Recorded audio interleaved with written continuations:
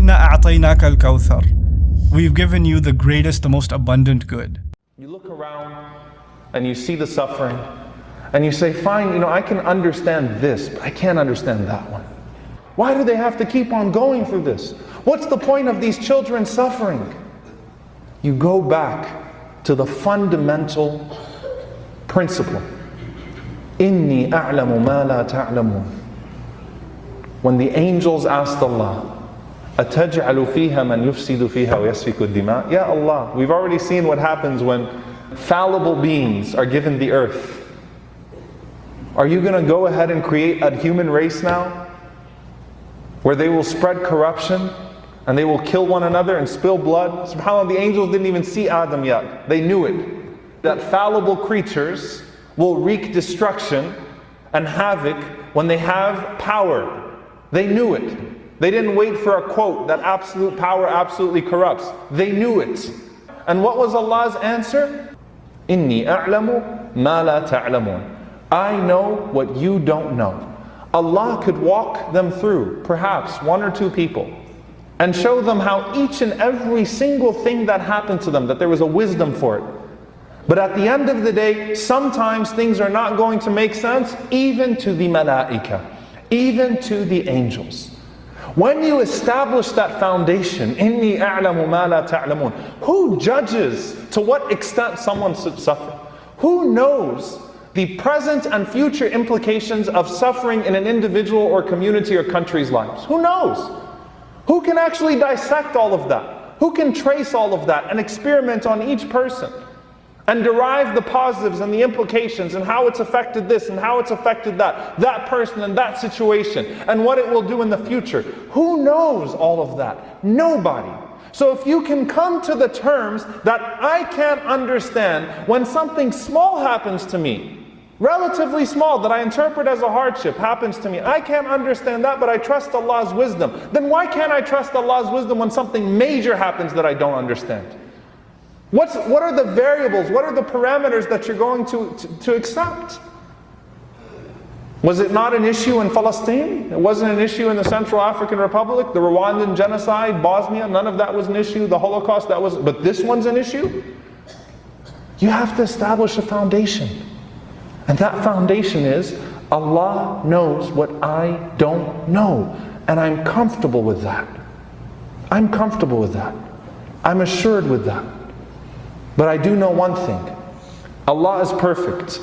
I'm not. And the world is not perfect. But Allah has given me as an imperfect being the power to change a lot of the imperfection around me. That Allah has also put me as an agent of change to where I can do something about some of the stuff that's around me. So maybe I can't save every single child. And maybe I can't reason why each and every single person is going through what they're going through. But I do know that there are things that Allah has given me that I could change that I didn't change. And that I can change.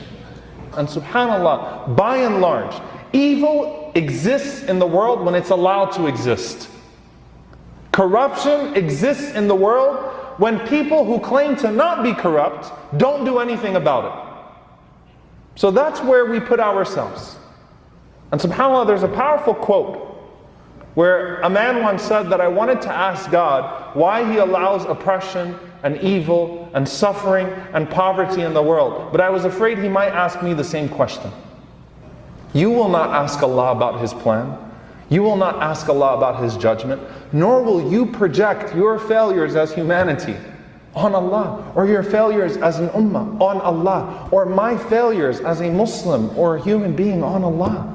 That's not my place.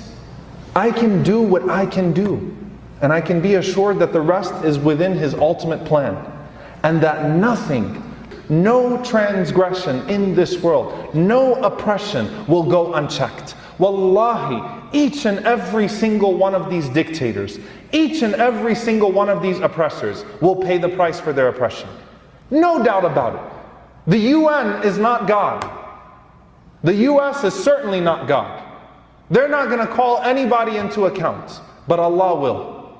And if you don't have that tawakkul and that trust, then that's going to shake your faith. And I have full trust in Allah. But Allah will do away with their pain in a way that they will not even know that they ever experienced pain. The zalim, the oppressor, will not forget his dhulm. The oppressed will forget what they've been through. And trust me, on the Day of Judgment, as the Prophet ﷺ says, when the people who were tested severely by Allah subhanahu wa ta'ala are being given their rewards by Allah, dipped into Jannah, where the Prophet ﷺ said they would forget any hardship they ever faced in life, those of us, Ahlul Afiyah, would see Ahlul Bala, the people who were generally pardoned, who lived easy lives, would see those people. And they would wish that they could cut their skins so that Allah subhanahu wa ta'ala could reward them the way that He's rewarding the others.